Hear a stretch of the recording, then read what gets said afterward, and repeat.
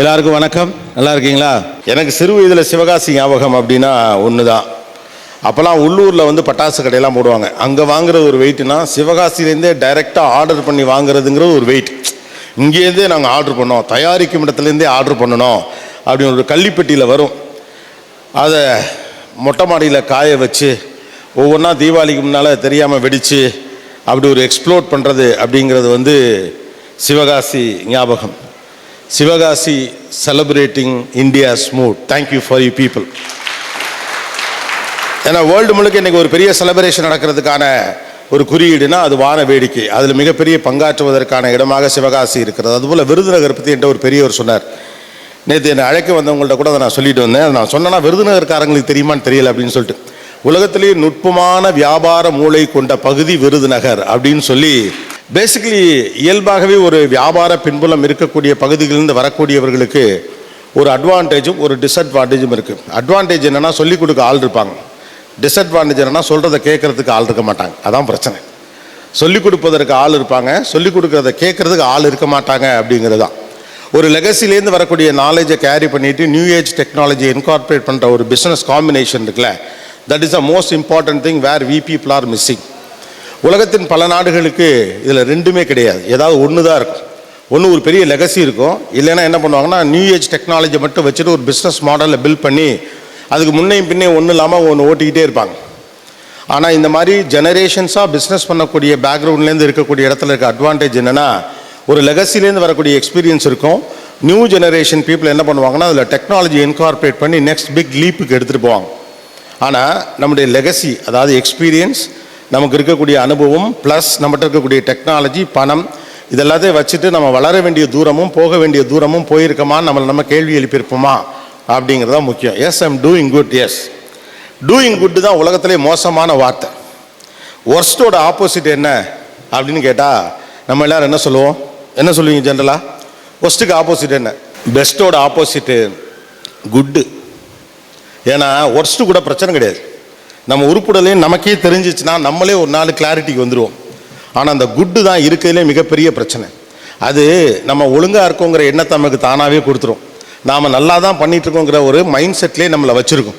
இதுக்கு மேலே பண்ணுறதுக்கு என்ன இருக்குது? எங்கள் தாத்தாவோட நான் பெட்டராக பண்ணுறேன், எங்கள் அப்பாவோட பெட்டராக பண்ணுறேங்கிற ஆட்டோமேட்டிக்காக ஒரு மைண்ட் செட்டை நமக்கு இது கொடுத்துட்டு போயிடும்.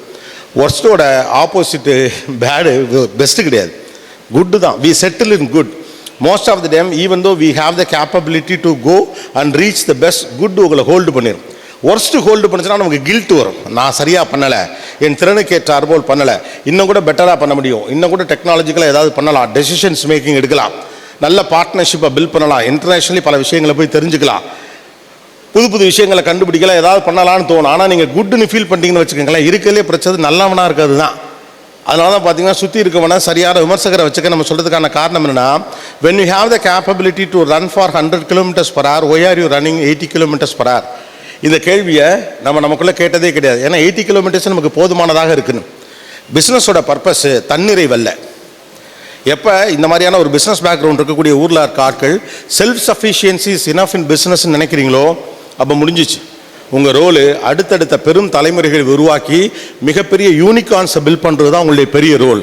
அந்த வாய்ப்பும் சமூக சூழலும் உங்களுக்கு தான் அதிகமாக இருக்குங்கிற ரியாலிட்டி புரிஞ்சிருச்சுன்னா, the definition for an entrepreneur or a businessman is not self sufficiency, it is to build empires. எம்பயர்ஸை பில்ட் பண்ணுறது தான் பிஸ்னஸ்மேனுடைய மிக முக்கியமான காரணம். ஏன்னா அடுத்தடுத்த தலைமுறைக்கு தேவைப்படக்கூடிய பொருளாதார நிச்சயம், சமூக பங்களிப்பையும் கொடுக்க போகிறது நீங்கள் தான். அப்போ உலகம் முழுக்க செலிப்ரேஷன்ஸை க்ரியேட் பண்ணக்கூடிய, சத்தங்களை உருவாக்கக்கூடிய, வான வேடிக்கைகளை உருவாக்கக்கூடியவர்கள் உங்கள் சத்தத்தை கேட்டு இருக்கிறீர்களான்னு அப்பப்போ கேட்டுப்பார். have you ever heard your own sound, your inner sound, your soul sound, your brain sound? have you heard of it? உலகம் முழுக்க உங்கள் சத்தம் கேட்கிறது. உங்கள் சத்தம் உங்கள் காதுகளுக்கு கேட்கிறதா என்பதுதான் மிக முக்கியமான கேள்வி. ஏன் அப்படின்னம்னா, சில mechanism is much more important. ஒரு அல்காரிதம் இருக்குல்ல, இப்போது ஆக்சிடெண்ட்டுக்கும் செலிப்ரேஷனுக்கும் ஒரு சின்ன டிஃப்ரென்ஸ் தான் இருக்குது. ஒரு கண்ட்ரோல்டு எக்ஸ்ப்ளோஷன் இருந்துச்சுன்னு வச்சுக்கோங்களேன், அது செலிப்ரேஷன் இல்லையா? ஒரு 7 ஷாட் அப்படின்னு ஒரு வெடி இருக்குது. இப்போல்லாம் பக்கச்சக்கமாக இருக்குது. இப்போல்லாம் தீபாவளி எப்போ வெடியெலாம் வெடிக்க வேண்டியதில்லை, மொட்டை மாடியில் ஏறி இன்னும் ஊருக்காரங்க செலவு பண்ணுறதை பார்த்து வேடிக்கை பார்த்துட்டா போதும், நிம்மதியாக இருக்கலாம். அப்புறம் நான் இங்கே சிவகாசிக்கெலாம் அடிக்கடி ப்ரோக்ராம் வர்றப்பெல்லாம் ஏதோ ஒரு குறிப்பிட்ட நாளில் அந்த பட்டாசுலாம் வெடிப்பாங்க. அந்த டேட்டில் ஃபங்க்ஷன் இருந்தால் செம்ம ஹாப்பியாக இருக்கும். அது நம்ம ட்ரையலாம். அந்த ட்ரையல் வெடி எங்கள்கிட்ட கொடுத்தீங்கன்னா நாங்கள் 10 தீபாவளி கொண்டாடுவோம். அவ்வளோ வெடி வெடிக்கிறீங்க. ஸோ ஒரு controlled explosion is called celebration இல்லையா? ஒரு 7 ஷாட்டோ 100 ஷாட்ஸோ டப் டப் டப்னு 7 வந்து 8வது மட்டும் பூவாரி இது பண்ணி அது போய் பொத்துன்னு ஒரு இடத்துல விழுந்துருச்சுன்னா தட்ஸ் கால் செலிப்ரேஷன். அதுவே அன்கண்ட்ரோல்டு எக்ஸ்ப்ளோஷனாக இருந்தால் அதுக்கு பேர் ஆக்சிடென்ட். இவ்வளோதான் இல்லையா? இந்த அல்காரிதத்தில் தான் உங்களுடைய பிஸ்னஸே பெரும்பாலும் ஒர்க் ஆகுது. If it is a controlled explosion, it is a celebration. If it is an uncontrolled explosion, it is an accident. இவ்வளவுதான் நம்ம பிஸ்னஸில் அப்ளை பண்ண வேண்டிய மிக முக்கியமான விஷயம் இருக்கு. Growth without a system is an accident. நம்மகிட்ட என்னன்னா growth நிறைய இருக்கு. எப்போதுமே நம்ம எப்போ தடுமாறும் அப்படின்னு கேட்டால், வியாபாரம் இல்லாதப்ப தடுமாறுறதை விட வியாபாரம் இருக்கிறப்ப தடுமாறுறது தான் ரொம்ப கஷ்டம். ஆர்டர் கம்மியாக இருக்கிறப்ப நம்ம படுற கஷ்டத்தை விட ஆர்டர் நிறையா வந்துச்சுன்னா அதை மீட் அவுட் பண்ண முடியாமல் படுற பாடு இருக்குல்ல, அதுதான் இருக்கிறதுலே பெரிய பாடு. வாழ்க்கையில் ஒரு விஷயம் நம்ம புரிஞ்சுக்கணும். நம்ம பிஸ்னஸ் பல நேரங்களில் நம்மளை விட வேகமாக வளர்ந்துடும். நம்ம அந்த அளவுக்கு மென்டலி வளர்ந்துருக்க மாட்டோம், நம்ம அளவுக்கு மெச்சூரிட்டி லெவலில் வளர்ந்துருக்க மாட்டோம், டெசிஷன் மேக்கிங்கில் வளர்ந்துருக்க மாட்டோம், சிஸ்டமைசேஷனில் வளர்ந்துருக்க மாட்டோம். நமக்கு கிடைக்கக்கூடிய வாய்ப்புகள் நம்மை விட வேகமாக வளர்ந்துடும். பிஸ்னஸ் அப்படி தான் வளரும். நிறைய இடங்களில் பிஸ்னஸ் அப்படி தான் வளரும். நமக்கு எப்படி இந்த வாய்ப்பு கிடச்சிச்சு, நமக்கு சந்தேகமாக இருக்குது. திண்ணையில் படுத்து கிடந்தவனுக்கு திடீர்னு அடித்த யோகமாக இருக்கே அப்படின்னு நம்ம நினைப்போம். கிடையாது. உங்களை விட உங்கள் பிஸ்னஸ் வேகமாக வளரும். எப்போதுமே ஆன் ஃபாரில் 2 விஷயம் வளர்ந்துக்கிட்டே இருக்கும். ஒன்று உங்களை விட உங்கள் டெக்னாலஜி வேகமாக வளரும், இன்னொன்று உங்கள் பிஸ்னஸ் வேகமாக வளரும். அப்போ ப்ராப்ளம் எங்கே வரும் அப்படின்னு கேட்டிங்கன்னா, நீங்கள் பிஸ்னஸை ரன் பண்ணுறதுல வராது. ஏன்னா அது உங்களுடைய பிளட்டிலே இருக்குது. ஆட்டோமேட்டிக்காக தூக்கத்தில் எழுப்பி கேட்டால் கூட ஒரு தொழில் உங்களால் செஞ்சிட முடியும். ஏன்னா உங்கள் டிஎன்ஏலே அந்த ப்ராடக்ட்டு மிக்ஸ் ஆயிருக்கு. The problem comes when the opportunities comes more. ஆர்டர்கள் அதிகமாக வருகிற போது, வேலை அதிகமாக, என்ன seasonal kind of a business அப்படிங்கிறப்ப இப்போ கொஞ்சம் இயர் முழுக்க இந்த பிஸ்னஸ் நடந்துகிட்டு இருந்தாலும் கூட mostly it's a seasonal business இல்லையா? குறிப்பிட்ட 3 மாதம் அல்லது அந்த பிரிண்டிங்கை பொறுத்த வரைக்கும் கூட நியூ இயர் இந்த மாதிரியான டயங்கள் அல்லது ஒடிசே வைபவங்கள் திருவிழாக்கள் நேரங்களில் வரக்கூடியதான் வாய்ப்புகள் அதிகம். ஸோ ஏன் திறமை இருந்தும் வாய்ப்பு இருந்தும் நம்மளால் நல்ல பிஸ்னஸ் வர்றப்ப growth-ஐ மேட்ச் பண்ண முடியலன்னா, we don't have a system. We have a system for a day-to-day work. தினசரி வேலைகளை பார்ப்பதற்கு தேவைப்படக்கூடிய இயல்பான சிஸ்டம் இருக்குது. மோஸ்ட் ஆஃப் த டைம் சிஸ்டம்ங்கிறது இங்கே யாருன்னா கம்பெனி ஓனர் தான். அவர் நினைக்கிறது சிஸ்டம். திங்கக்கிழமை அன்னைக்கு அந்த ஆளுக்கு ஒரு மூடு இருந்தால் அது ஒரு சிஸ்டம், செவ்வாய்க்கிழமை அன்னைக்கு ஒரு மூடு இருந்தால் அது ஒரு சிஸ்டம். இன்னைக்குள்ள இந்த வேலையை முடிக்கல, உங்கள் யாரையும் கம்பெனியிலே வச்சிருக்க மாட்டேன்னு திங்கக்கிழமை சொல்கிற முதலாளி அவன் உசுரை கொடுத்து வேலையை வெள்ளிக்கிழமைக்கெல்லாம் முடிச்சுட்டு ரிப்போர்ட் கொடுக்க வரையில நாளைக்கு பார்ப்போன்னு சொன்னால் அது யாரோட system? Is is the system of the company or the system of the individual? So இங்கே வளரக்கூடிய காலகட்டத்தில் இருக்கக்கூடிய மிக முக்கியமான பிரச்சனை, கம்பெனி வேகமாக வளர அளவுக்கு நாம் வேகமாக வளர்றோமா இல்லையா அப்படிங்கிறது தான். அதனால தான் சொன்னேன், growth without a system is an accident. முதல்ல சொன்னது மாதிரி கண்ட்ரோல்டு எக்ஸ்ப்ளோஷன் தான் செலிப்ரேஷன். அன்கண்ட்ரோல்டு எக்ஸ்ப்ளோஷன் எப்படி ஆக்சிடென்ட்டோ அதே மாதிரி உங்களுடைய growthல சிஸ்டம் இல்லை அப்படின்னா அப்போ தான் வாட்ஸ் கால் சிஸ்டம். அதெல்லாம் நாங்கள் கரெக்டாக காலையில் 9 மணிக்கு ஆஃபீஸுக்கு போயிடுவோம், கண்ணில் விரலை விட்டு ஆட்டிடுவோம், பூரா பையில் என்ன செய்கிறான்னு தெரிஞ்சதுக்காக சிசிடிவி வச்சுருக்குறோம், யார் யார் என்ன பண்ணுறாங்கன்னு பார்க்குறதுக்கு உள்ளுக்குள்ளே குரூப்பெல்லாம் வச்சுருக்கோம், எங்கள் ஸ்பையெல்லாம் உள்ளே இருப்பான். உங்கள் ஸ்பை யாருங்கிறது ஊருக்கே தெரியும், அவனுக்கு மட்டும்தான் நம்ம ஸ்பைங்கிற விவரமே தெரியாமல் சுற்றிக்கிட்டு இருப்பான். 4 நாட்கள் சித்தப்பா வீட்டிலிருந்து சிறப்பு செய்து விட்டு வந்தேன் அப்படின்னு 15 நாள் கழிச்சு வந்து சொல்லுவான். ஒரு தேசம் பாதுகாப்பாக இருக்கிறது என்பதற்கான குறியீடு என்ன? ஒரு நாடு பாதுகாப்பாக இருக்கிறது என்பதற்கான குறியீடு என்ன? ஒரு வீடு பாதுகாப்பாக இருக்கிறது என்பதற்கான குறியீடு என்ன? இப்போ இந்த ஊர் பாதுகாப்பாக இருக்குது அப்படின்னா என்ன? பஸ் ஸ்டாண்டில் 10 போலீஸு, தெருவில் 20 போலீஸு, ஃபேக்ட்ரி வாசலில் 4 போலீஸு, ரவுண்டானா பக்கத்தில் 3 போலீஸ் நின்னா இந்த ஊர் பாதுகாப்பாக இருக்குன்னு அர்த்தமா? இல்லை இவங்கெல்லாம் இல்லாட்டியும் வாழ்க்கை சுமூகமாக இருந்தால் இந்த ஊர் பாதுகாப்பாக இருக்குன்னு அர்த்தமா? இதெல்லாம் இல்லாட்டியும் வாழ்க்கை சுமூகமாக இருந்தால் தான் நாம் பாதுகாப்பாக இருப்பதாக அர்த்தம். குற்றங்களை தடுக்க ஆட்கள் இருப்பது சரின்னு சொல்ல முடியாது. குற்றங்களை தடுக்க ஆட்கள் இருப்பதால் நீங்கள் பாதுகாப்பாக இருக்கிறீர்கள் என்ற அர்த்தம் இல்லை. குற்றமே நடக்காமல் இருக்கும் சூழ்நிலை தான் நீங்கள் பாதுகாப்பாக இருப்பதற்கான அர்த்தம். வேலையாட்களை கண்காணிப்பதன் வழியாக வேலை நடந்தால் அது வேலை அல்ல. இது என்னுடைய நிறுவனம் என்ற எண்ணத்தோடு அவர்கள் தானாக தங்கள் பங்களிப்பை கொடுக்க முன்வருவார்கள் என்றால்தான் நீங்கள் சிறப்பான ஒரு நிறுவனத்தை நடத்தி கொண்டிருக்கிறீர்கள் அர்த்தம். அட ஏங்க நீங்கள் வேறங்க, விசுவாசமே இல்லைங்க இவங்களுக்கு. ஒரு நாள் வேலைக்கு வரான், மறுநாள் போயிடுறான். நீங்கள் ஏதோ சொல்லிக்கிட்டு இருக்கிறீங்க, அப்படிலாம் கிடையாது பாஸ். இவங்களை வச்சு வேலை வாங்குறதே பெருசு. ரொம்ப சிம்பிள் தான். இது ஈக்குவல் ஆப்போசிஷன் ப்ரொப்போசிஷன் சொல்லுவாங்க. எப்படின்னா, நீங்கள் உங்கள் எம்ப்ளாயி மேலே விசுவாசமாக இருந்தீங்கன்னா எம்ப்ளாயி உங்கள் மேலே விசுவாசமாக இருப்பார். நீங்கள் அவர் நல்லா இருக்கணும்னு நினச்சிங்கன்னா நீங்களும் நல்லா இருக்கணும்னு நினைப்பார். நீங்கள் அவர் வளரணும்னு நினச்சிங்கன்னா அவரும் இந்த கம்பெனி வளரணும் அப்படின்னு நினைப்பார். இந்த கம்பெனி வளர்ந்தா முதலாளிக்கு மட்டும்தான் லாபம், எனக்கு என்ன லாபங்கிற ஒரு கேள்வி உங்கள்கிட்ட பணி செய்யக்கூடிய உங்கள்கிட்ட இருந்தால் அவரே ஒர்க் பண்ண போகிறாரு. அவ்வளோ நல்லவனா தியாகியாலாம் உலகத்தில் ஒருத்தம் கூட கிடையாது, நானும் கிடையாது, நீங்களும் கிடையாது, இல்லையா? அப்படி இருக்கப்போ it is on a mutual thing. அப்போ ஒரு நிறுவனமும் நிறுவனத்தில் பணி செய்யக்கூடியவர்களும் சில நேரங்களில் உங்களை விட வேகமாக வளர்ந்துருவாங்க. நம்ம கம்பெனிகள்லேருந்து பல பேர் வெவ்வேறு இடங்களுக்கு போகிறதுக்கான காரணம் என்னென்னா, அவன் மென்டலி வளர்ந்த அளவுக்கு, டெக்னாலஜிக்கலாக வளர்ந்த அளவு, தொழிலில் வளர்ந்த அளவுக்கு கம்பெனி வளராமல் இருக்கும். இந்த 3 ப்ரொபோசிஷன் தான் பெரிய சேலஞ்ச். முதல் சேலஞ்சு நம்மளை விட நம்ம கம்பெனி வேகமாக வளருது. ரெண்டாவது, நாம் அதே இடத்துல தங்கி நம்ம எம்ப்ளாயி வேகமாக வளருது. மூணாவது, இது ரெண்டுமே தெரியாமல் நான் சிஸ்டமே இல்லாமல் இருக்குது. இது 3ஐயும் யாரால் கரெக்டாக ஹேண்டில் பண்ண முடியுதோ அவங்க தான் மாடர்ன் ஏஜ் பிஸ்னஸை சக்ஸஸ்ஃபுல்லாக எடுத்துகிட்டு போக முடியும். டோன்ட் எக்ஸ்பெக்ட் உங்களுடைய வேலையாட்கள் உங்களுக்கான தியாகிகளாக வாழ்வார்கள் என்று எதிர்பார்க்காதீர்கள். ரெண்டாவது, உங்கள் காம்படிட்டர்கள் உங்களுக்கு விட்டு தருவார்கள் என்று நினைக்காதீர்கள். மூன்றாவது, உங்களுக்கு தெரிந்தவர்கள் உங்களுக்கு தொழில் வாய்ப்பு தருவார்கள் என்று நினைக்காதீர்கள். அப்படி நடக்கவே நடக்காது. இப்போ இந்த மாதிரி ஆர்கனைசேஷன்ஸ்லாம் இருக்கீங்க, ஒருத்தருக்கு ஒருத்தர் ஹெல்ப் பண்ணிக்கிறதுக்காக தான் இருக்கீங்க. நீங்கள் தெரிந்தவர் என்பதாலே ஒருவர் உங்களுக்கு வாய்ப்பு கொடுத்து வருவாரா என்ன? இல்லை. இந்த மாதிரியான அமைப்புகளுடைய நோக்கம் என்னென்னா, ஒரு தகுதியானவரை இன்னொரு தகுதியானவருக்கு அடையாளம் காட்டுவது தான். எனக்கு தெரிந்தவர் இவர் என்று அவருக்கு அடையாளம் காட்டுவதில்லை. அவர் உங்களோட காஃபி சாப்பிடுவார், இல்லையா? அவர் உங்களோட காஃபி சாப்பிடுவார், டீ குடிக்க வருவாப்பில், சனிக்கிழமை சாயந்தரம் கூப்பிட்டீங்கன்னா வருவாப்பில். எவ்வளவோ மொங்காம்பாட்டு பார்த்துட்டு கடைசி வரைக்கும் ஆர்டரே கொடுக்க மாட்டேங்கிறானே, கொடுக்க மாட்டான். தகுதி இல்லாத ஒருவரிடம் எப்படி நான் கொடுக்க முடியும்? No meal is free. ஒரு பிரபலமான திரைப்பட நடிகரை ஒரு முறை நான் பேட்டி எடுத்தேன். அவர் நான் பேட்டி எடுக்கணும்னு நினச்சதுக்கான காரணம், 25 வருஷத்துக்கு முன்னால் அவர் ஒரு பேட்டி கொடுத்திருந்தார். அந்த பேட்டியில் அவர் பேசி இந்த விஷயம் எனக்கு ரொம்ப பிடிச்சது. அதில் அவர் என்ன சொல்லியிருந்தார்னா, எனக்கு சிறு வயதிலேயே வாழ்க்கையை புரிந்து விட்டது. ஒரு எக்ஸ்போர்ட் கம்பெனியில் சாதாரண வேலை பார்க்குற ஒருத்தனோட உட்கார்ந்து உணவருந்த எல்லோரும் விரும்புவார். அவன் நல்ல அழகான பையனாக இருந்தால் பேசிகிட்டு இருக்க விரும்புவாங்க. ரொம்ப நம்பகமான பையனாக இருக்கிறான், நல்ல கேரக்டர் உள்ள பையனா பெண்கள்லாம் அவனோட தோழமை பாராட்ட விரும்புவாங்க. ஆனால் லைஃப்பில் சக்ஸஸ்ஃபுல்லாக இல்லாத ஒருத்தனை அந்த பொண்ணு திருமணம் பண்ணிக்க மாட்டானே, எனக்கு 24 வயசுலேயே புரிஞ்சிருச்சு அப்படின்னு ஒருத்தர் சொன்னார். I love that statement. People want quality. நம்ம எங்கெல்லாம் ஏமாந்து போயிடுறோம்னா, எனக்கு தெரிஞ்சவர் எனக்கு ஆதரவாக இருக்கலாம் மாட்டார். இந்த இன்ஃப்ளூயன்ஸை வச்சு மேலே வர கதையெல்லாம் இனிமேல் நடக்கவே நடக்காது. எப்படி ஒருத்தன் தன் கை காசை இழந்து உங்கள் நட்பை காப்பாற்றுவான்? அப்படி ஒரு நட்பை காப்பாற்றினோம்னா அந்த உலகத்தில் இருக்கான்னா எனக்கு தெரியல. அப்படி இருந்தால் காட்டுங்க, நான் அவனோட ஃப்ரெண்ட்ஷிப் வச்சுக்கிறேன். ஆனால் அவன் எங்கூட ஃப்ரெண்ட்ஷிப் வச்சுக்க மாட்டான். ஏன்னா என்னால் அவனுக்கு எந்த புண்ணியமும் இல்லை. ஸோ நீங்கள் ரொம்ப தெளிவாக புரிஞ்சிக்க வேண்டிய ஒரு ரியாலிட்டி என்னன்னு கேட்டால், without win win situation no business will grow today. ஒரு நியூ ஜென்ரேஷன் யங்ஸ்டர்ஸ்க்கு இருக்கக்கூடிய பிக்கஸ்ட் அட்வான்டேஜ் ஷேரிங் இஸ் சக்ஸஸ்ன்னு உங்களுக்கு தெரியும். ஆனால் ஒரு லெகசியை பில்ட் பண்ணி ட்ரெடிஷ்னலாக வளர்ந்த நமக்கு சில நேரங்கள் என்ன தோன்றது இல்லைன்னா, ஷேரிங் இஸ் லாஸ் அப்படின்னு நம்ம நினைக்கிறோம். நோ, கான்டெம்பரரி வேர்ல்டில் ஷேரிங் இஸ் சக்ஸஸ்.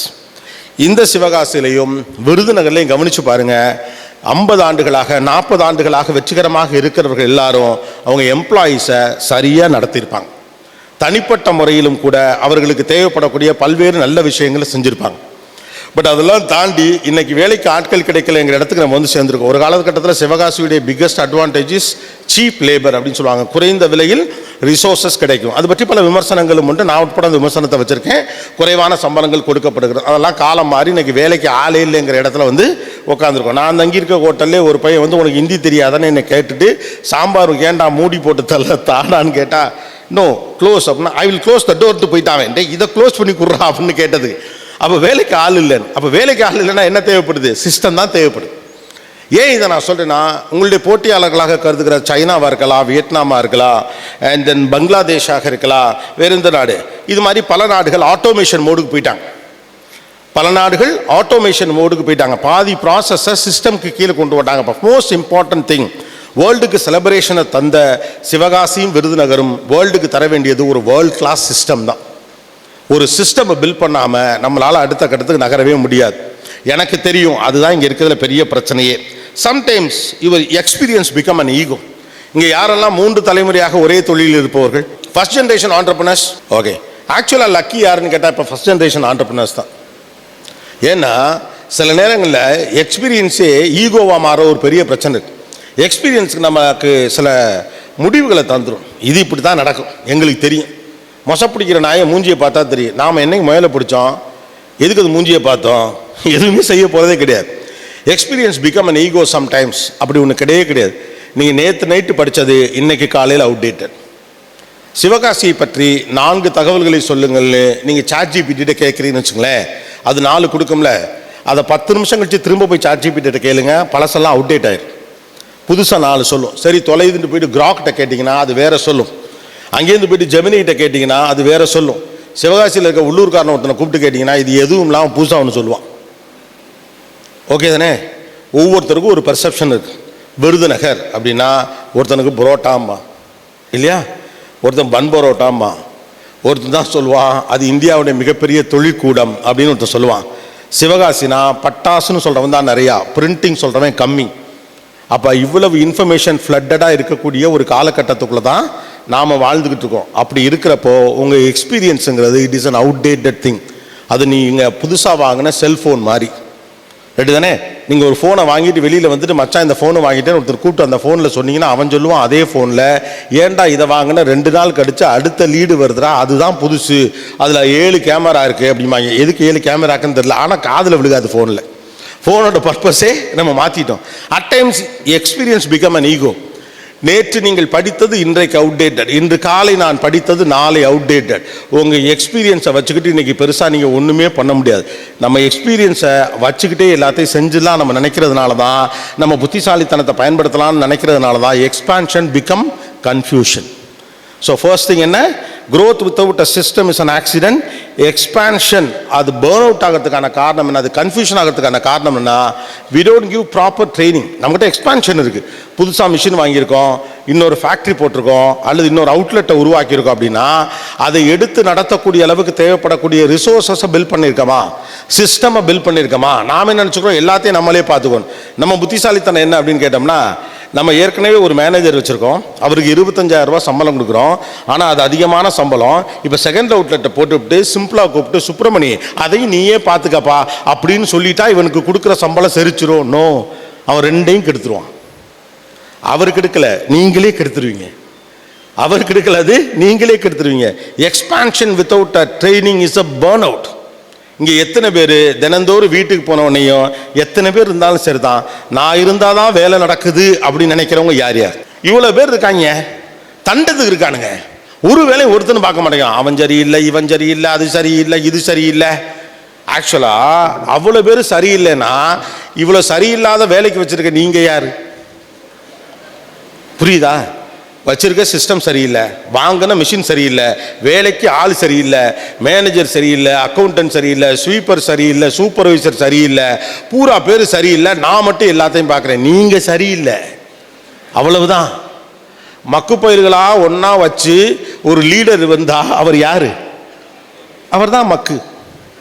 அப்போ the problem is not with your team, the problem is with your attitude. செலவை எங்கே குறைக்கணும், எது இன்வெஸ்ட்மெண்ட், எது எக்ஸ்பென்சஸ் நமக்கு தெரியும்.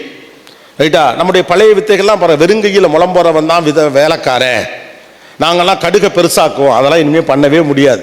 உங்கள் லாபத்தில் ஒரு பகுதி ஆரம்பத்தில் குறைந்தாலும் உங்கள் லாபத்தை இரட்டிப்பாக்கும் தரன training and resources are very very very important.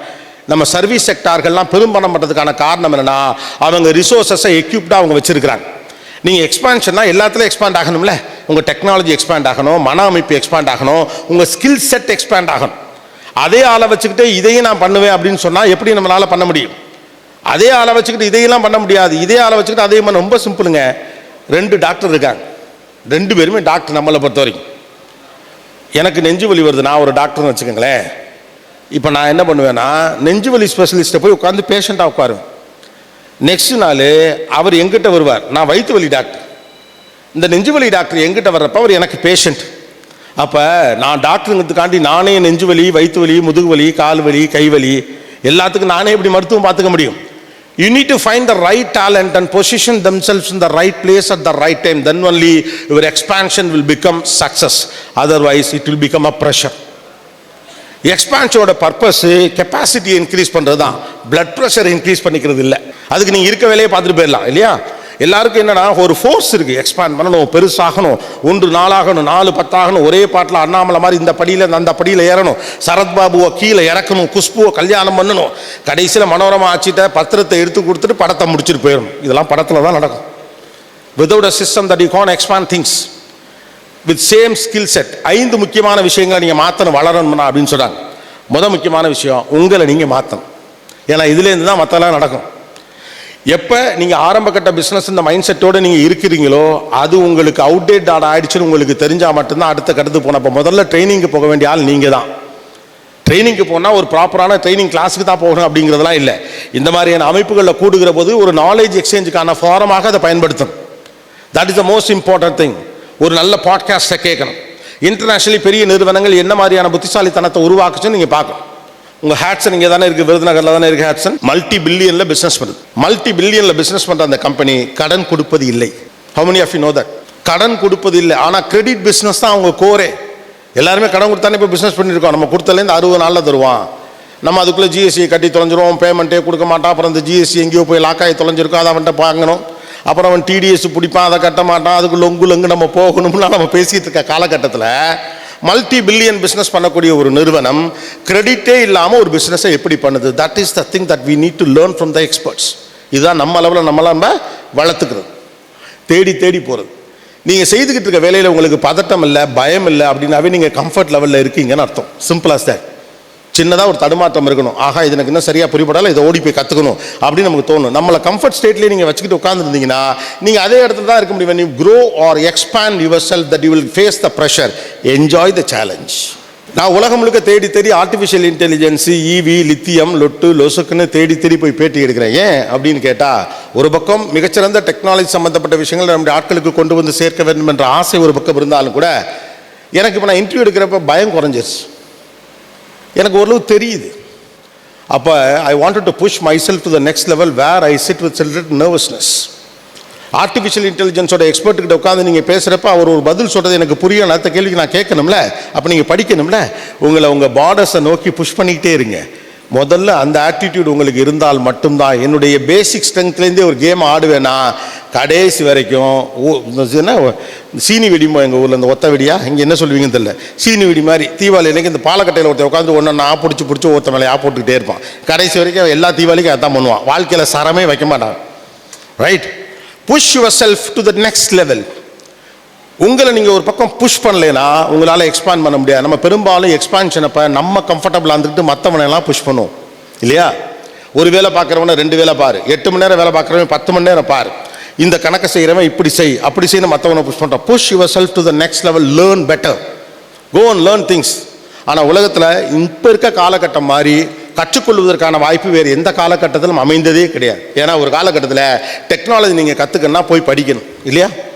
ஒரு புதிய விஷயத்தை ஒரு ஃபாக்ஸ் பேஸை படிக்கிறப்போ, ஃபாக்ஸ் ப்ரோவை படிக்கிறப்போ, நம்ம C++ படித்தப்போ, படித்தப்போ, சும்மா டெக்னாலஜி லைனில் சொல்கிறேன், அதெல்லாத்தையும் யாராவது ஒருத்தர் சொல்லிக் கொடுக்க நீங்கள் படிக்கணும். ஆனால் முதல் முறையாக ஒரு தலைமுறைக்கு கிடைத்த மாபெரும் வாய்ப்பு டெக்னாலஜியை சொல்லித்தரும். அதுதான் இந்த டெக்னாலஜியுடைய பிக்கஸ்ட் அட்வான்டேஜ். ஒரு ChatGPT எப்படி பயன்படுத்தணும் நீங்கள் ChatGPT கேட்கலாம். ஒரு கிராக்கை எப்படி யூஸ் பண்ணணும் நீங்கள் கிராக்கிட்டே கேட்கலாம். ஒன்றுமே இல்லாமல் தினந்தோறும் காலையில் எழுந்திரிச்சு ஒரு 4 கேள்வி கேட்டு 4 பதில் எழுதி இது டாக்குமெண்ட் பண்ணிங்கனாவே உங்களுக்கு தெரிய ஆரம்பிச்சு. ஒரு கட்டத்தில் அது உங்களை அண்டர்ஸ்டாண்ட் பண்ண ஆரம்பிச்சிடும். உங்கள் பிரச்சனை என்னென்னு அதுக்கு புரிய ஆரம்பிச்சிடும், அது சொல்ல ஆரம்பிச்சிடும். இதனால் நமக்கு இதெல்லாம் போயிருமா? அதெல்லாம் ஒன்றும் கிடையாது. You can use it in a proper way, in a right sense. The best combinations technology and லூப்பில் ஹியூமன் இருந்துக்கிட்டே இருக்கும். நம்மகிட்ட இருக்க நேட்டிவ் இன்டெலிஜென்ஸ்லேருந்து தொடங்கி நமக்கு பயிற்சிவிக்கப்பட்ட அறிவுரையிலேருந்து தொடங்கி எல்லாத்தையும் அதுக்குள்ளே கரெக்டாக இன்கார்பரேட் பண்ணால் அடுத்த கட்டத்துக்கு நகர முடியுது. The first important that you need to change your self to get expanded. ஒன்று. ரெண்டாவது, உங்களுடைய கணக்கு வழக்கு சம்பந்தப்பட்ட ஆள் தகுதியானவராக இருக்கிறாரா இல்லையா என்பதை மறுசீரமைப்பு நீங்கள் செய்து கொள்ள வேண்டும். when you want to expand. எங்கே டேக்ஸ் கட்டணும், எந்த இடத்துல பொறுப்பாக நடந்துக்கணும், எங்கே ஏமாத்தாமல் ஒழுங்காக இருக்கணும், எங்கே கரெக்டாக ஒயிட்டாக இருக்கணும் அப்படிங்கிற விவரங்கள்லாம் தெரியணும். உங்கள் கணக்கு வழக்குகளை பார்க்கக்கூடியவர், உங்களுடைய ஆடிட்டர், உங்களுடைய கணக்காளர் அல்லது அது சம்பந்தப்பட்ட வேலைகளை பார்க்கிறவர் மிகச்சரியானவராக இருக்கிறாரா அப்படின்னு தெரியணும். மூன்றாவது, when you want to expand, you need to develop your communication skill among the team. Transparency is the most important core area if you want to expand. ஒரு நிறுவனத்துடைய விஷன் ஸ்டேட்மெண்ட் என்னங்கிறது கடைநிலை ஊழியர் வரைக்கும் தெரியாத வரைக்கும் அந்த கம்பெனி வளரவே வளராது. நம்மளா நினச்சிட்டு இருப்போம் கம்பெனி வளர்ந்துக்கிட்டு இருக்குன்னு. கிடையாது. ஒரு கம்பெனியுடைய விஷன் ஸ்டேட்மெண்ட் என்னென்னு கடைநிலை ஊழியர் வரைக்கும் தெரியணும். ஏன்னா அவர் அந்த நிறுவனத்தில் ஒரு பங்கேற்பாளராக இருக்கிறார். அது 10 பேராக இருந்தாலும் தெரியணும், 100 பேராக இருந்தாலும் தெரியணும், 1000 பேராக இருந்தாலும் தெரியணும்.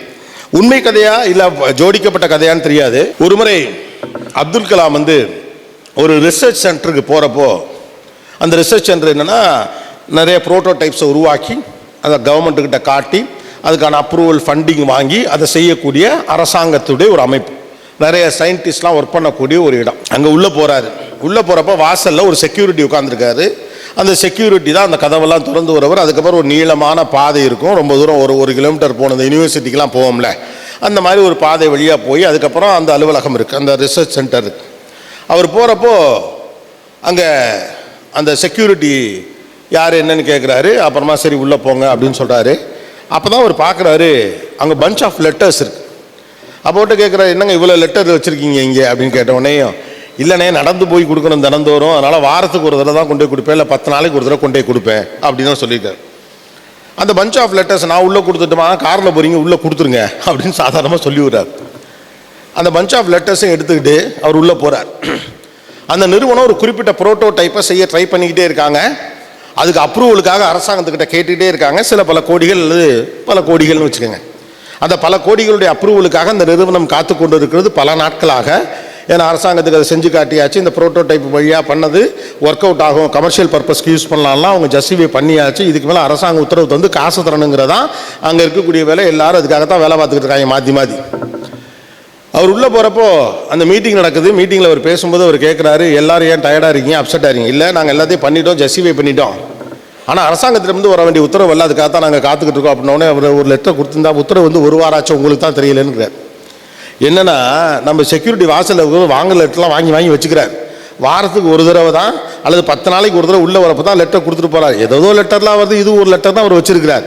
ஏன்னா உள்ளே என்ன வேலை நடந்துட்டு இருக்குன்னு அவருக்கு தெரியாது. இவங்க எதுக்காக காத்துக்கிட்டு இருக்காங்கன்னு அவருக்கு தெரியாது. எவ்வளோ பெரிய மிஷனில் இவங்க ஒர்க் பண்ணிட்டு இருக்காங்கன்னு ரகசியங்கள் தெரியணுங்கிற அவசியம் இல்லை. ஆனால் குறைஞ்சபட்சம் வெளியில் இருக்கிறவருக்கு உள்ள என்ன வேலை பார்க்குறாங்கன்னு தெரியணும்ல. வெளியில் உட்காந்துருக்கிற இவங்களும் முகம் பார்த்துருக்கணுமா இல்லையா? எந்த கடிதத்திற்காக இவர்கள் காத்து கொண்டு இருக்கிறார்களோ அந்த கடிதம் வந்து ஒரு வாரமான விவரம் கூட தெரியாமல் எல்லோரும் உள்ள உட்காந்துருக்காங்க. உள்ள ஒரு வாரமாக எல்லாரும் மூஞ்சியை தொங்க போட்டுக்கிட்டு இந்த லெட்டருக்கு தான் காத்துக்கிட்டு இருக்காங்கிற விவரம் தெரியாமல் செக்யூரிட்டி ஒருத்தர் உட்காந்துருக்கார். இப்படி தான் நம்ம கம்பெனிகள்லாம் நடக்குது. அந்த செக்யூரிட்டி சாதாரண ஆளாக இருக்கலாம், 7000 ரூபாய் சம்பளம் வாங்குறவராக இருக்கலாம், உங்களுக்கு சல்யூட் அடிக்கிறவராக இருக்கலாம். ஆனால் என்ன வேலை, இந்த கம்பெனியுடைய விஷன் என்ன, மிஷன் என்ன, இவருடைய நம்ம முதலாளி என்ன லெவலுக்கு போகணும்னு நினைக்கிறார், இந்த நிறுவனத்தை எந்த இடத்துக்கு போகணும்னு நினைக்கிறாங்கிற ஒரு விவரம் தெரியாத பட்சத்தில் அவர் அதில் பங்களிக்கவே மாட்டார். Have good discussions with your team, whether it is a small team or a big team. Sir ரொம்ப மீட்டிங்லாம் போட்டால் ஈக்குவலாலாம் அலோவ் பண்ணிடக்கூடாது சார். கிடையாது, அந்த காலெலாம் முடிஞ்சிருச்சு. Without understanding the mission of the company, how an employee will take participate in the event. அவரால் என்ன பார்ட்டிசிபேஷன் அதில் பெருசாக கொடுத்துட முடியும். ஸோ எக்ஸ்பேண்ட் பண்ணுறப்போ the transparency in communication is much important. The fourth important thing, உங்களுடைய பணியாட்கள், உங்களிடம் வேலை செய்யக்கூடியவர்கள், இவங்க எல்லாருக்கும் இந்த கம்பெனி வளருங்கிற நம்பிக்கையை உங்களால் கொடுக்க முடியும். முன்ன மாதிரி இப்போ கிடையாது. யார் பாஸோ அவர் தான் அந்த கம்பெனிக்கு பிராண்ட் அம்பாசிடர். இப்போல்லாம் உங்களுக்கு ஞாபகம் இருக்கா? இன்னமும் அதில் கன்சர்வேட்டிவாக இருக்கிறது சிவகாசி தான். ஸ்டாண்டர்ட் ஃபயர் ஒர்க்ஸோட ஓனர் யாருன்னு வெளியில் தெரியவே தெரியாது. இங்கே இருக்கக்கூடிய பெரிய நிறுவனங்களுடைய தலைவர்கள் யாருன்னு வெளியில் தெரியாது. ஆனால் அடுத்த ஜெனரேஷனில் you should become the brand ambassadors. உலகத்தின் பெரு நிறுவனங்களுடைய பிராண்ட் அம்பாசிடர் மாதிரி வந்து நிற்கிறது யார்?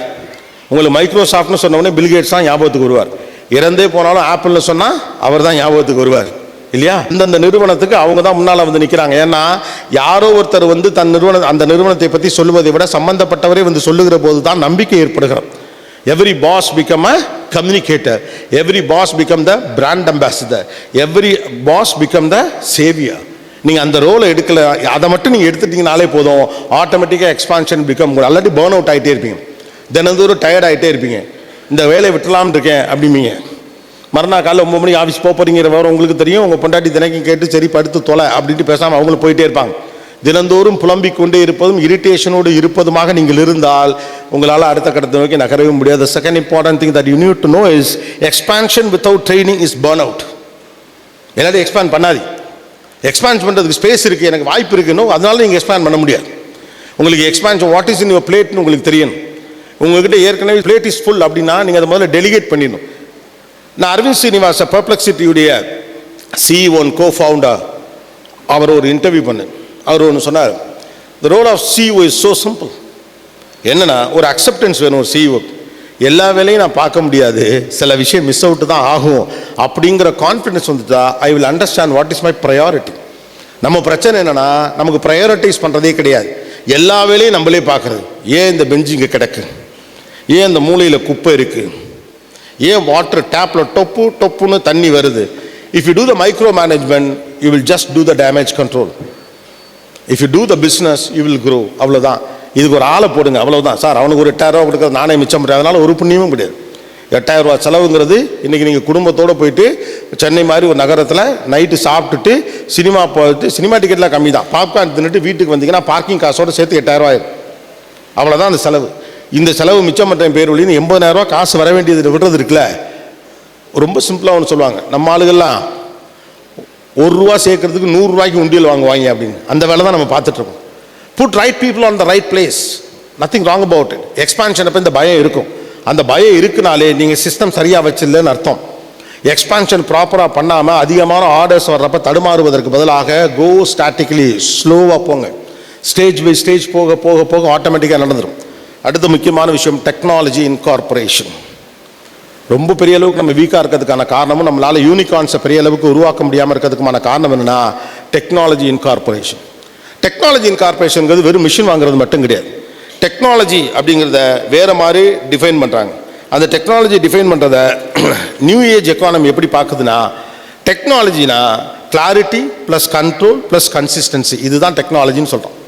நாம் என்ன வேலை செஞ்சுட்ருக்கோம், அதை எப்படி செய்யணும், அதை அடுத்த கட்டத்துக்கு எப்படி எடுத்துகிட்டு போகணுங்கிற தாட் லெவலில் இருக்கக்கூடிய கிளாரிட்டி, பாயிண்ட் நம்பர் 1. ரெண்டாவது கண்ட்ரோல். எல்லாத்துலேயும் அலுவலகத்தில் கண்ட்ரோல் இருக்கணும், செய்யக்கூடிய வேலையில் கண்ட்ரோல் இருக்கணும், பேலன்ஸ் ஷீட்டில் கண்ட்ரோல் இருக்கணும், டிஸ்ட்ரிபியூஷனில் கண்ட்ரோல் இருக்கணும், சேல்ஸில் கண்ட்ரோல் இருக்கணும், மார்க்கெட்டில் கண்ட்ரோல் இருக்கணும். கண்ட்ரோல் இருக்குன்னா நீங்கள் போய் கண்ட்ரோல் பண்ணிட்டு கூட உங்கள் சிஸ்டம் எல்லாத்தையும் கண்ட்ரோல் பண்ணணும். மூணாவது கன்சிஸ்டன்சி, அதை திரும்ப திரும்ப செய்யணும். நமக்கு கன்சிஸ்டன்சி தான் இருக்கலே பெரிய பிரச்சனை. திங்கக்கிழமை இருக்கக்கூடிய மோட்டிவேஷன் செவ்வாய்க்கிழமை இருக்காது, செவ்வாய்க்கிழமை இருக்க மோட்டிவேஷன் புதன்கிழமை இருக்காது. இப்போ இந்த மாதிரி யாராவது ஒரு மோட்டிவேஷனல் ஸ்பீக்கர் ஏதாவது வந்து பேசிட்டு போனால் கொஞ்சம் நேரம் சுருங்கும். மத்தியானம் பிரியாணி தின்னதுக்கப்புறம் அவன் கிடக்கிறான்டா அப்படின்ட்டு போயிடும் இல்லையா? Motivation is not something from outside, it is in inside. உங்கள் பேஷன் எந்த லெவலுக்கு இருக்கும் அந்த லெவலுக்கு ஆட்டோமேட்டிக்காக மோட்டிவேஷன் இருக்கும். ஆனால் நான் இப்போ என்ன சொல்கிறேன், வெல் டிரெக்டட் பேஷன் தான் ரொம்ப முக்கியம். சும்மா பேஷன் சொல்லிட்டு வெறி கொண்டத்தனமாக எல்லாத்தையும் பண்ணிட்டு இருந்தீங்கன்னா கால்குலேட்டிவ் ரிஸ்க் எடுக்க மாட்டீங்க, கண்ட ரிஸ்க் எடுக்க ஆரம்பிச்சு. அப்போ டெக்னாலஜிங்கிறது ஃபாஸ்ட்டாக டெசிஷன் எடுக்கிறது. டெக்னாலஜி அப்படிங்கிறது யாரை எந்த இடத்துல எப்போ பொசிஷன் பண்ணுறது அப்படிங்கிறது technology, not just buying new machines. இந்த புதிய மிஷின்கள் வாங்குறதுல வந்து சிவகாசிக்காரங்களுக்கு விருதுநகர்காரங்களுக்கு பயங்கரமான பேஷன் உண்டு. அதை எடுத்து போடுவாங்க, புது மிஷின் வாங்கியிருப்பாங்க, அதுக்கு ஒரு பூஜை நடத்துவாங்க, எல்லாம் செய்வாங்க. புது மிஷின் வச்சுருக்கீங்க, ஆப்ரேட் பண்ண ஆள் வச்சுருக்கீங்களா? அந்த புது மிஷினுக்கு ஈக்குவலாக இன்ட்டு எக்ஸ் டைம்ஸ்க்கான பிஸ்னஸை கையில் வச்சுருக்கீங்களா? இன்றைக்கி டெக்னாலஜி உள்ளே கொண்டு ஒரு ரொம்ப பெரிய விஷயம் இல்லை. இந்த மிஷினை வாங்கலாமா வாங்கக்கூடாதான்னு சரியான நேரத்தில் முடிவெடுக்க தெரிஞ்சால் உங்கள் பிரெயினில் டெக்னாலஜி இருக்குன்னு அர்த்தம். அவ்வளோதான். Brain technology is much more important இந்த மெஷின். ஏன்னா மெஷின் டயர்டாகாது, மனுஷன் டயர்டாகும். மெஷின் டயர்டாகாது. அப்போ ஒரு புது மெஷின் உள்ளே வருதுன்னா அதுக்கான ஈகோ சிஸ்டத்தை நம்ம பில்ட் பண்ணியிருக்கோமா நம்ம கவனிக்கணும். அந்த ஈகோ சிஸ்டத்தை பில்ட் பண்ணாமல் புது மிஷினை உள்ளே கொண்டு வரதுனால நடக்க போகிறதே கிடையாது. அதனால தான் சொன்னேன், clarity, control and consistency is much important when you invent technology. அடுத்தது real invention of technology. America வளர்ந்ததுக்கான காரணம் என்னென்னா டெக்னாலஜி இன்கார்பரேஷன் அப்படின்னு சொல்லுவாங்க. ஏன் அதை டெக்னாலஜி இன்கார்பரேஷன் அப்படின்னு சொன்னாங்கன்னா, என்ன செய்யணுங்கிற டெக்னாலஜியை மைண்ட் லெவலில் முதல்ல கொண்டு வந்தாங்க.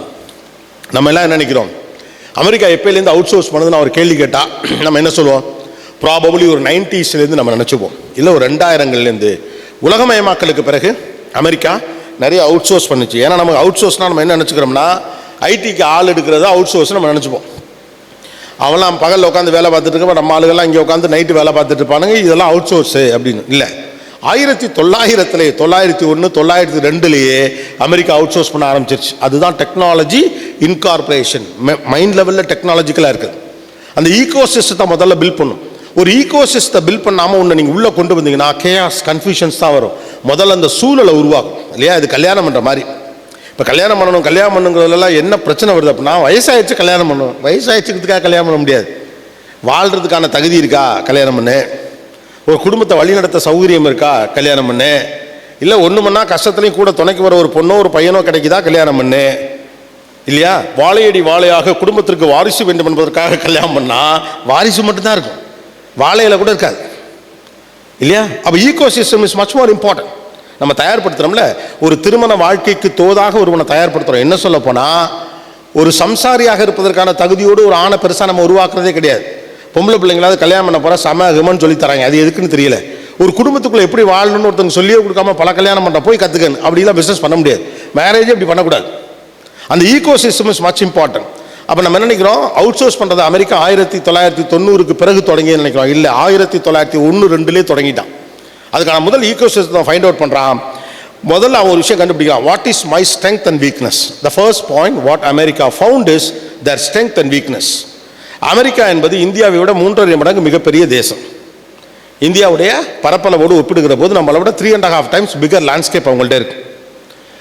நல்ல நிலவலம் இருக்கிறது, காடுகள் இருக்கிறது, நீர்நிலை இருக்கிறது, கேஸ் இருக்குது, ஆயில் இருக்குது, என்ன வேணுமோ அவ்வளவு இருக்குது. பத்தாவதுக்கு எவன்கிட்ட இருக்கோ அவனெல்லாம் ஆட்டையை போட்டு கையில் வச்சிருக்காங்க எல்லாரும். ஓகே, அப்போ என்ன இல்லை? ஆள் இல்லை. இந்தியாவை விட 3.5 மடங்கு லேண்ட்ஸ்கேப்பில் பெரியதாக இருக்கக்கூடிய அமெரிக்காவுடைய மக்கள் தொகை இன்றைக்கும் கூட ஒரு 33-34 கோடி தான். நம்ம 140 கோடி அடித்து தூக்கிட்டோம். அதேமா 1.5க்கு போயிடுவோம். சைனாக்காரெல்லாம் கெஞ்சினா அண்ணே ஸ்டாப் பண்ணுங்கண்ணேன்னோ. தப்பில்லை. இந்தியாவின் மனித வளம் தான் இந்தியாவுடைய மிகப்பெரிய சக்தி. நீங்கள் அது 140 கோடி உடம்பா பார்த்தீங்கன்னா பலவீனம், 140 கோடி மூளையாக பார்த்தீங்கன்னா அதுதான் உலகத்தோட பெரிய சொத்து இல்லையா? India is the lot of brains. இந்தியாவின் பெரும்பலம் அது மிகச்சிறந்த மூளைகளை தன்னகத்தை வைத்திருப்பது தான். ரைட்டா? அவன் என்ன பண்ணுறான்? நம்மகிட்ட மக்கள் தொகை தான் இல்லை, ஆளு தான் இல்லை. அப்போ நம்ம என்ன பண்ணணும் அப்படின்னா ஒன்று தான் பண்ணோம். எதுவெல்லாம் மனித வேலை அதிகமாக இருக்கக்கூடிய வேலைகளோ அது எல்லாத்தையும் அவுட் சோர்ஸ் பண்ணுறான்னா, எதெல்லாம் இன்ட்டு X 100 times லாபம் தருதோ அதை மட்டும் இங்கே பண்ண. அவ்வளவுதான் அமெரிக்கா எடுத்த முடிவு. That's a technology. அமெரிக்காங்கிற நாடு எந்த டெக்னாலஜி இயங்குதுன்னா மனித வேலைகள் அதிகமாக இருக்கக்கூடிய எல்லாத்தையும் அவுட் சோர்ஸ் பண்ணு. காஜா கட்டுறது, காலர் வைக்கிறது, பட்டன் கட்டுறது, பேண்ட் தைக்கிறது, இல்லை இந்த இது வாங்குறது, அதை வாங்குறது, சிங்க்கு, டைல்ஸு, பேப்பரு எல்லாத்தையும் வெளில வாங்கி. அப்போ நாம் என்னென்ன பண்ணுவோம்? நம்ம ரயில் விடுவோம்டா, குண்டு வெடிப்போம், பீரங்கி செய்வோம். அதான் பண்ணுறான். அவனோட தெரியுமா உங்களுக்கு? உலகத்திலேயே தன்னுடைய கரன்சியை கமாடிட்டி ஆக்கின ஒரே நாடு அமெரிக்கா தான். 1/3 அமெரிக்காவின் பணம் அமெரிக்காவுக்கு வெளியே இருக்கு. Dollar is a commodity for them. அவன் ஒன்றுமே செய்யறதில்லை, நோட்டு தான் அடிக்கிறான். பொழுது போலையா தம்பி கொஞ்சம் டாலர் அடிச்சு விடுங்க அப்படின்னு டாலர் அடிச்சு விட்டுவாங்க. ஏன்னா அவன் கரன்சிக்கான வேல்யூ அவன் பில் பண்ணதான், அந்த ஈகோசிஸ்டத்தை பில் பண்ணான். 1836 1896 நினைக்கிறேன். அதாவது 1900க்கு முன்னாலேயே நியூயார்க்கில் மேன்ஹட்டனில் கிரவுண்டுக்கு கீழே ட்ரெயினை விட்டுட்டாங்க. எதுக்கு பண்ணா அப்படின்னா அந்த சுழற்சியை உருவாக்குவது அவனுடைய வேலை. சிம்பிள் அஸ் த டெக்னாலஜி கார்பரேஷனுக்கான பெஸ்ட் எக்ஸாம்பிள் அவங்களுடைய ரயில்வேஸ் தான். அந்த மேன்ஹட்டன்கிற கான்கிரீட் காடுக்குள்ள தரையிலையும் கீழே ஓடுற ட்ரெயின் இருக்குல்ல, அது ஒன்று போது அவன் எக்கானமியை ரோல் அவுட் பண்ணுறதுக்கு. இப்போ ஒரு ரயில் பெட்டி செய்வதற்கு 1 லட்சம் ரூபாய் செலவாவதாக வச்சுக்கலாம். ஒரு ரயில் பெட்டி செய்கிறதுக்கு 1 லட்சம் ரூபாய் செலவாகுதுன்னு வச்சுக்கோங்க. 10 ரயில் பெட்டி 10 லட்சம் ரூபா. இப்போ இந்த 10 ரயில் பெட்டிக்கு முன்னால் இன்ஜின்கிற டெக்னாலஜி மட்டும் அவன் சேர்த்துட்டான். ஒவ்வொரு ரயில் பெட்டியும் 1 கோடி ரூபாய். ரைட்டா? இவ்வளோதான் இன்னைய வரைக்கும் அமெரிக்கா ஃபாலோ பண்ணுற டெக்னிக்கல் மெக்கானிசம் இதுதான். What is the technology incorporation with my basic strength. வெறும் ரயில் பெட்டியாக அது இருந்தால் அதோட விலை 1 லட்சம். ஆனால் அது முன்னால் இன்ஜினை கட்டி ஆளை ஏற்றி இழுத்துட்டனா அதோட வேல்யூ 10 கோடி ரூபா.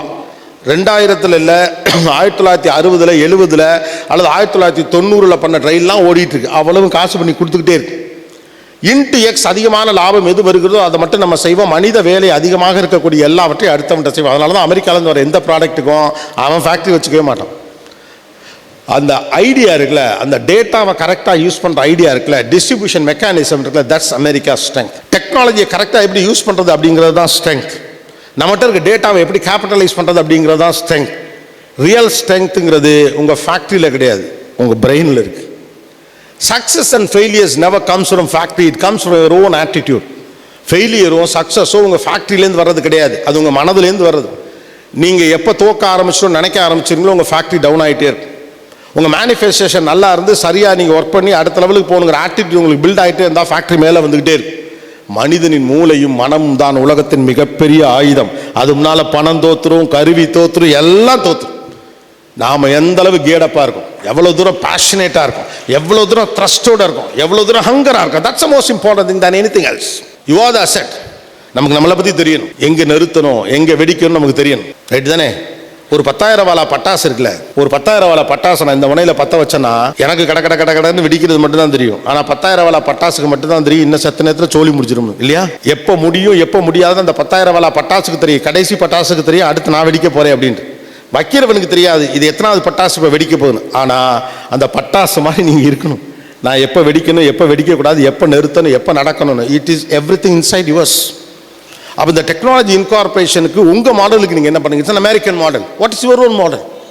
நம்மகிட்ட ஓன் மாடல் ஒன்று கிடையவே கிடையாது. எல்லாமே ஃபாலோடு மாடல் தான். இந்தியாவோட பெரிய பிரச்சனை தான். இந்தியாவின் பெரும் பிரச்சனை, we don't have our own business philosophy. We don't have our own business mechanism. We just follow, don't follow. ஒரு 20 ஆண்டு கால அனுபவம் தொழில் உங்களுக்கு இருக்குன்னா உங்களுக்கான பிசினஸ் philosophy நீங்க உருவாக்கி இருக்கணுமா இல்லையா? You should know what is the purpose that you guys are doing it உங்களுக்கு தெரியணுமா இல்லையா? நான் ஒரு பாட்காஸ்ட் பண்ணுறேன்னா நான் ஷோ அது ஆரம்பிக்கிறப்ப சொல்லுவேன், இந்த பர்பஸ் ஆஃப் த பாட்காஸ்ட் என்னன்னு சொல்லுவேன். ஏன்னா என்னோட ஆடியன்ஸுக்கு புரியணும், இந்த பர்பஸ்க்காகத்தான் இந்த பாட்காஸ்ட்டை நான் பண்ணுறேன் அப்படின்னு நான் சொல்லுவேன். ஏன் அப்படின்னா அப்போ தான் நான் ஃபாலோ பண்ண முடியும். அப்போ what is my purpose of doing an interview? ஏதாவது ஒரு பர்பஸ் இருக்கணும்ல. Just making money, no, that is not the purpose, it is a byproduct. அப்போ உங்கள்கிட்ட பர்பஸ் இல்லை, அதுக்கு ஒரு ஃபிலாசபி இல்லைன்னு வச்சுக்கோங்களேன், நம்ம மாட்டிப்போம். நம்மளாம் அதை இங்கிலீஷ் புத்தகத்தை படிச்சுக்கிட்டு அதுலேருந்து ஒரு ஃபிலாசபி எடுத்து நீங்கள் இன்கார்பரேட் பண்ணணும். knudsen and Donaldலையும் பீட்டர் டக்கரே நெப்போலியன் ஹில்லையும் நீங்கள் இன்கார்பரேட் பண்ணணும், படிங்க, தெரிஞ்சுக்கங்க. But what is your own philosophy? If you have a strong purpose, your passion will drive with you. உங்கள்கிட்ட ஸ்ட்ராங் பர்பஸ் இல்லாமல் அது ஒரு கடன் வாங்கின பர்பஸாக இருக்கக்கூடாது. What I am going to do, what I want to டூங்கிறது நமக்கு நல்லா தெரியணுமா இல்லையா? That's called the clarity. அதனால தான் என்ன ஆகுது அப்படின்னு கேட்டால், நாம் படித்த தெரிஞ்ச விஷயத்தோடு வச்சு மேட்ச் பண்ணி பார்க்குறோம். என்னோட டர்ன் ஓவர் 1 கோடியாக இருக்கும், அடுத்து 2 கோடி ஆகணும். இல்லை, உங்கள்கிட்ட கூடிய பிஸ்னஸ் ஃபிலாசபி வேறையாக இருக்குன்னா 1 கோடி 100 கோடி ஆகும். அப்படி தான் ஆக்கணும். அப்போ what is your own personal drive? What is the definition that you want to come? இப்போ முன்னாலெல்லாம் பயோடேட்டா தான் இன்டர்நெட் பார்த்து எழுதுவாங்க, இப்போ விஷன் ஸ்டேட்மெண்ட்டே இன்டர்நெட் பார்த்தா எழுதுறீங்க, ரைட்டு தானே? ஒரு கம்பெனியுடைய விஷன் என்ன?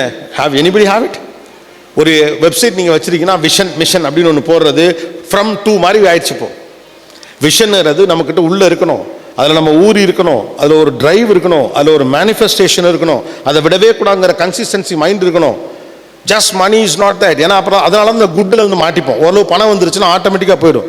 ஒரு பெரிய பிரச்சனை இந்த பணம் தான். இருக்கிறதுலே பெரிய problem money without mindset. That's a dangerous thing. பணம் வந்தோடனே நம்ம நினச்சிடும், நம்ம எடுத்த டெசிஷன் எல்லாமே கரெக்டாக நமக்கு தோண ஆரம்பிச்சிடும். ஏன் ரூட்டு கரெக்டாக போயிட்டுருக்கு, எவனோ ராங் பார்ட்னர்ஷிப் அப்போ தான் பண்ணுவோம், ராங் இன்வெஸ்ட்மெண்ட்ஸ் அப்போ தான் பண்ணுவோம், தேவையில்லாமல் ஆஃபீஸில் இன்டீரியர் 25 லட்ச ரூபாய்க்கு அப்போ தான் பண்ணுவோம். எது செலவு எது இன்வெஸ்ட்மெண்ட் நமக்கு தெரியாமல் போதுனா பணம் கண்ணை மறைக்குது அப்படின்னு அர்த்தம். ஏன்னா கிளாரிட்டி இருக்காது. தேர்ட் மோஸ்ட் டேஞ்சரஸ் திங் அதுதான் சொல்கிறான். பணம் வரும்போது எந்த அளவுக்கு நம்ம கிளாரிட்டியாக இருக்கணும். ஏன்னா உங்கள்கிட்ட பிஸ்னஸ் ஃபிலாசபி கிடையாது. Minimalism is my philosophy. மினிமலாக இருங்க.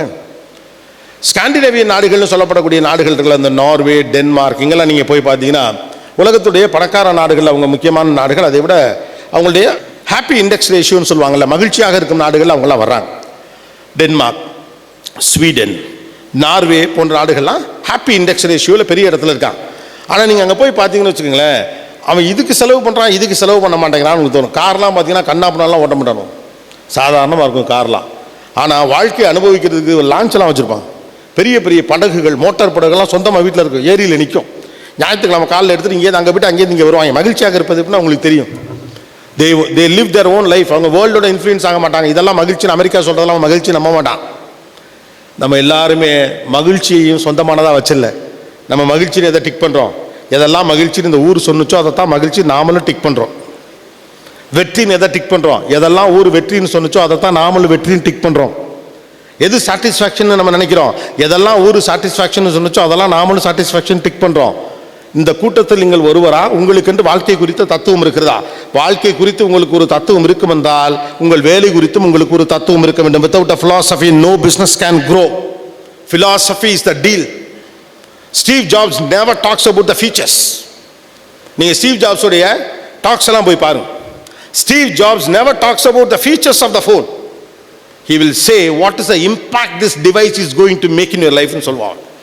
இந்த டிவைஸ் உன் வாழ்க்கையில் என்ன இம்பேக்டை உருவாக்கும். Because his business is not giving features. The idea of his business is to make impact in people's life. That's it. Simple as that. அதனால தான் இன்னைக்கு அவனை நீங்கள் கொண்டாடி. When BlackBerry said that Apple is a toy, BlackBerry வந்து ஒரு பூதம். BlackBerry phone வச்சுருந்தவங்களா இருக்கீங்களா? இங்கே ஒரு 45 வயசில் இருக்கவங்களாம் வச்சுருக்க வாய்ப்பு இருக்கு. யாருக்கா BlackBerry ஃபோன் தெரியுமா?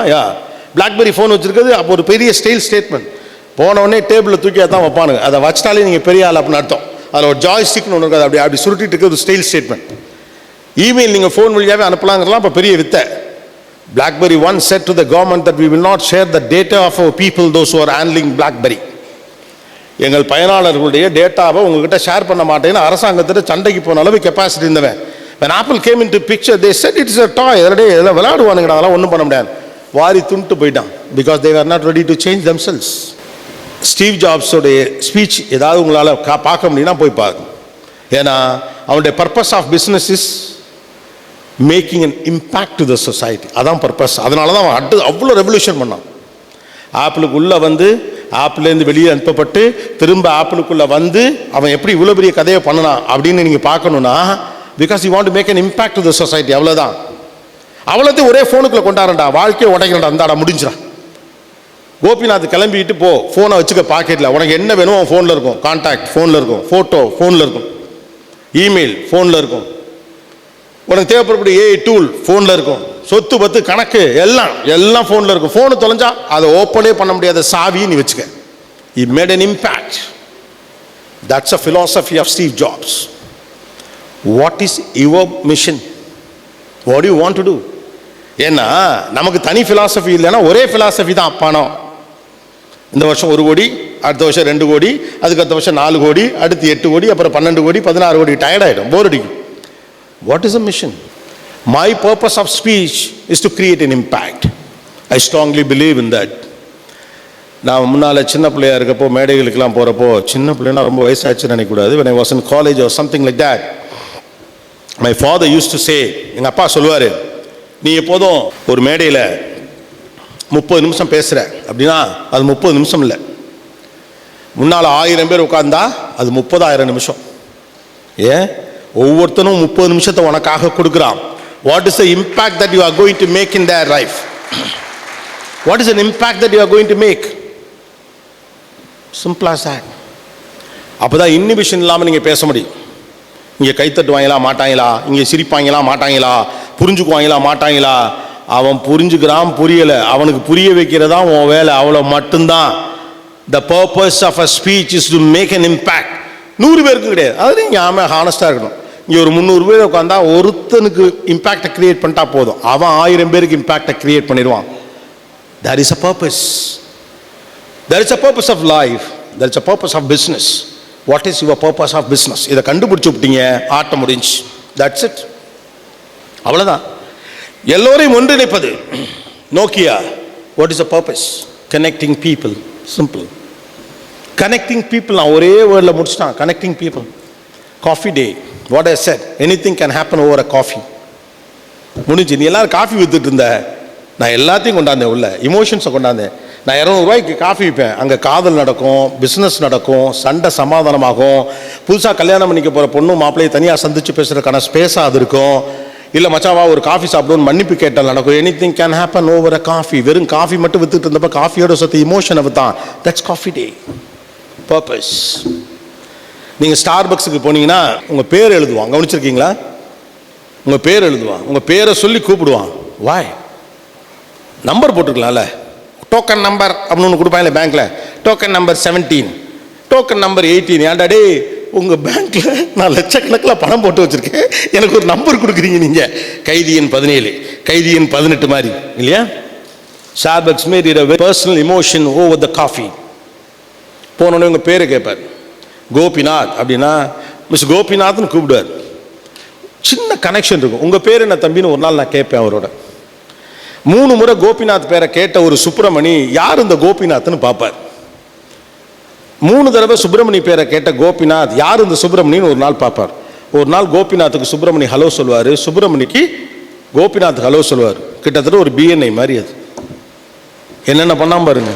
Just a name. They never sell coffee, they sell value, they sell emotions. Coffee day never sells coffee. இல்லைன்னா அது விலை 10 ரூபா தானே. Anything can happen over a coffee. அப்போ எல்லாத்துக்கு பின்னாலே ஒரு பர்பஸை பண்ணா, ஒரு வேல்யூ ஆட் பண்ணா, உங்களோட தான் அதை நீங்கள் பர்சனலைஸ் பண்ணலேன்னு வச்சுக்கோங்களேன், இந்த ஐடியா உங்களுக்கு வராது. எல்லாரும் காஃபி விற்கிறான், நானும் காஃபி விற்கிறான்னு நீங்கள் காஃபி தான் விற்க முடியும். நான் காஃபி இல்லைனா நான் விற்கிறது இமோஷன். அப்படின்னா நைக் செல் ஸ்பீட், நைக் நெவர் செல் ஷூஸ். நைக் செல் ஸ்பீட்ஸ். ஸ்பீடு தான் அவன் செல் பண்ணுறான், ஓடு. அதனால தான் அவனுடைய எல்லாமே கவனிச்சிருக்கீங்களா, அவன் லோகோலேருந்து அவ்வளோத்துல இந்த கால் மூவ்மெண்ட்டு தான் இருக்கும். நீங்கள் எல்லாத்துலேயும் கவனிங்க, அந்த அந்த ரிக்கில் உட்காந்து மூவ் பண்ணுறதுலேருந்து அவனுடைய கால் மூவ்மெண்ட்லேருந்து எல்லாமே. Nike sell speed, not shoes. எல்லாரும் தானே ஷூ விற்கிறான், எல்லாரும் பட்டாசு விற்கிறான், சைனா உங்களோட விற்கிறான், எடுத்தானே. இந்தோனேஷியா வந்துட்டான் உள்ள மார்க்கெட்டுக்குள்ள பெருசா. What is the speciality that we are going to make, not just in the product, in attitude, how you are going to present. உங்களுக்கு நல்ல காம்பினேஷன் இருக்குது. என்ன அப்படின்னா, உள்ளே வைக்கிற பொருளுக்கு வெளியில் ஒட்டுற ஸ்டிக்கரையும் செய்கிற ஊர் தான் இல்லையா? எத்தனை நாளைக்கு இந்த புஸ்வானம் பறக்கிறதெல்லாம் போடுவீங்க? எப்போ தான் மாற்றுவீங்க? ஒரு குழந்தை கம்பி மாற்றப்போ சுற்றுறதே போட்டுக்கிட்டு இருந்தீங்கன்னா என்ன அர்த்தம்? தட் வேர் பிகாஸ் அது ஒரு பொது வேலையாக நீங்கள் நினைக்கிறீங்க. Own yourself, own the product of yours. Don't get convince. நீங்கள் கன்வின்ஸ் ஆகிற வரைக்கும் அந்த ப்ராடக்டை பெஸ்ட் பண்ணிக்கிட்டே இருங்க. இன்ஃப்ளூயன்ஸ்லாம் ஆகாதீங்க. யார் என்ன பண்ணுறா அதெல்லாம் பற்றி கவலையப்படாதீங்க. If you have a philosophy, if you have a vision, if you have the purpose, if you own it, automatically the creativity comes in to picture. இன்னைக்கு கிரியேட்டிவிட்டி தான். உங்கள்கிட்ட அந்த பர்பஸ் இருக்கிறப்ப உங்கள் வேலை அதை ஒட்டி நடந்துக்கிட்டே இருக்கும். உங்கள் குவாலிட்டி கண்ட்ரோல் அதை ஒட்டி நடந்துக்கிட்டே இருக்கும். உங்கள் பிகினிங்லேயே உங்கள் குவாலிட்டி கண்ட்ரோல் ஆரம்பிச்சிடும். குவாலிட்டி கண்ட்ரோலுங்கிறது கடைசியில் செய்கிறது கிடையாது, பிகினிங்லேயே அது பிளானில் இருக்கிறது தான் குவாலிட்டி கண்ட்ரோல். ஒரு ப்ராடக்ட் செஞ்சு வெளியில் வந்த பிறகு அதை குவாலிட்டி செக் நீங்கள் பண்ணுறீங்கன்னாவே உங்கள்ட்ட பிளான் கரெக்டாக இல்லைன்னு அர்த்தம். குவாலிட்டி கண்ட்ரோலுங்கிறது பிகினிங்லேயே தொடங்கிடும். அதுக்கு உங்கள்கிட்ட பர்பஸ் இருக்கணும். அப்போ உங்கள் விஷன் அதை ஒட்டி நடந்துகிட்டே இருக்கும். இது என் பர்பஸ் ஆச்சு, இதை விட்டு வெளியில் போக மாட்டேனே, இது நடக்கக்கூடாது, இது இருக்கக்கூடாது, இப்படி செய்யக்கூடாது, ஆட்டோமேட்டிக்காக வந்துடும். That discipline makes you bigger, bigger, bigger and bigger. Have a vision. அது ரொம்ப ஃபன்னாக இருக்கும், சூப்பர் ஃபீலாக இருக்கும். உங்களுக்கு ஒன்று தெரியுமா, சில மேடைகளில் ரெஸ்பான்ஸ் செமையாக இருக்கும், சில மேடைகளில் ரெஸ்பான்ஸ் பெருசாக இருக்காது. ஆனால் ரெஸ்பான்ஸ் இருந்தால் இல்லாட்டியும் ஏதோ ஒரு குறிப்பிட்ட விஷயத்தை நம்ம அவங்கள்ட்ட சொல்லிட்டோங்கிற திருப்தி இருக்குல்ல, தட்ஸ் ஃபேண்டாஸ்டிக், பியூட்டிஃபுல்லாக இருக்கும். ரூமில் போய் ஷார்ட்ஸையும் டிஷர்ட்டையும் போட்டுட்டு கண்ணாடியில் பார்க்குறப்ப என்னமோ போடா கோபால் கலக்கிட்ட நீ அப்படிங்கிற ஃபீல் வரும். தட் என்னமோ போடா மாதவா மேட்டர்ஸ் அ லாட். அதுதான் உங்களை என்கேஜ் பண்ணிகிட்டே இருக்கும். Walk on that. ஓவராலாக ஒரு பட்டாசு பிஸ்னஸ்ஸு, பிரிண்டிங் பிஸ்னஸ்ஸு அல்ல வேறு பிஸ்னஸ் பார்க்காது. இந்த பிஸ்னஸை நான் எப்படி பண்ணுறேங்கிறது தான் இங்கே முக்கியம். அதே பிஸ்னஸை ஒவ்வொருத்தரும் ஒவ்வொரு மாதிரி யோசிக்கிறாங்க. இந்த technology incorporation that's is important. எல்லாம் கார் ஓடிட்டு இருந்துச்சு, அவன் கார் வச்சுருந்தான், ட்ராவல்ஸ் வச்சுருந்தான். ஒரே ஒரு டெக்னாலஜி தூக்கி உள்ளே போட்டான். கார் எண்ணூட்டு இல்லை, அப்புறம் அது ஒன்னூட்டு.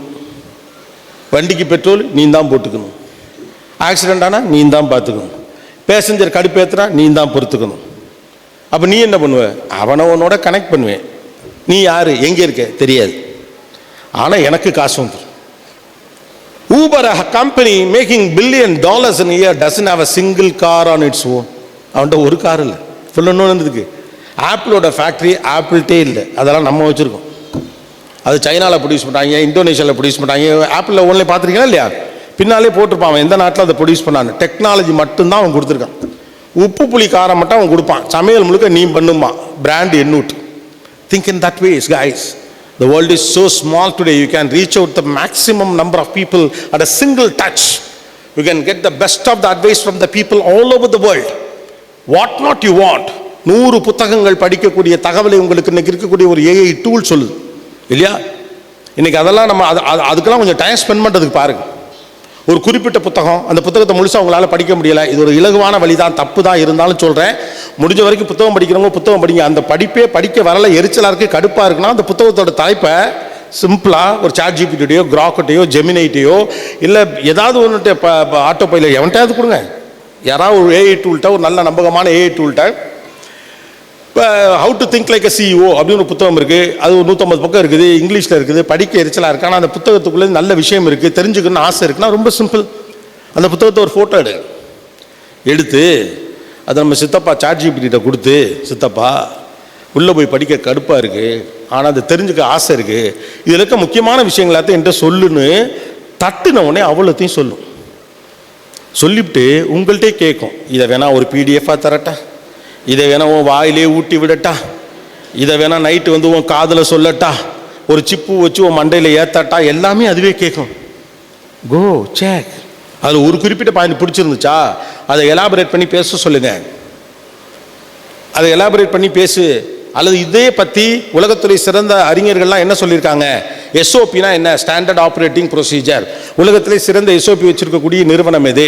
என்னுடைய நிறுவனத்துக்கு என்ன மாதிரியான ஸ்டாண்டர்ட் ஆப்ரேட்டிங் ப்ரொசீஜராக நான் பண்ணலாம்? Get me from the research ரிப்போர்ட்ஸ்னால் கொண்டாந்து கொடுக்க போகுது, பெர்ப்ளெக்சிட்டி கொடுக்க போகுது, எல்லாம் கொடுக்க போகுது. Everything is available today. The attitude matters, not the technology. Mindset matters, not the money. System matters, not the people. Everything is available. The only thing is mindset change.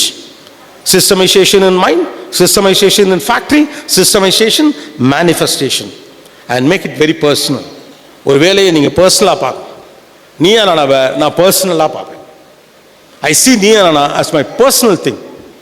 அது ஒரு சின்ன இது விழுந்தா கூட எனக்கு அதை விட்டுட்டமேங்கிற ஒரு தெரிஞ்சா நல்லா வந்துச்சு சார், இல்லை அது போச்சு, அந்த ஒரு பாயிண்ட் வரல, அந்த ஒரு பாயிண்ட் வரல, because it's a personal thing. It's not a product, it's a personal thing. ராத்திரி 2 மணிக்கு இபிஎஸ்ல சார் போதும் சார், எல்லா கண்டென்ட்டும் நம்ம நினச்சபடி எல்லா விஷயங்களும் பேசிட்டாங்க சார், நான் அந்த ஒரு குறிப்பிட்ட விஷயம் வராது. அந்த ஒரு குறிப்பிட்ட விஷயத்தை வர வைக்கிறதுக்கு 40 நிமிஷம் போராடுவேன். அது எப்படி டிவியில் 40 செகண்ட் தான் வரும், அதுக்கு எதுக்குடா போராடுற? ஆனால் அது வரலைன்னா அது ஃபுல்லாகாது.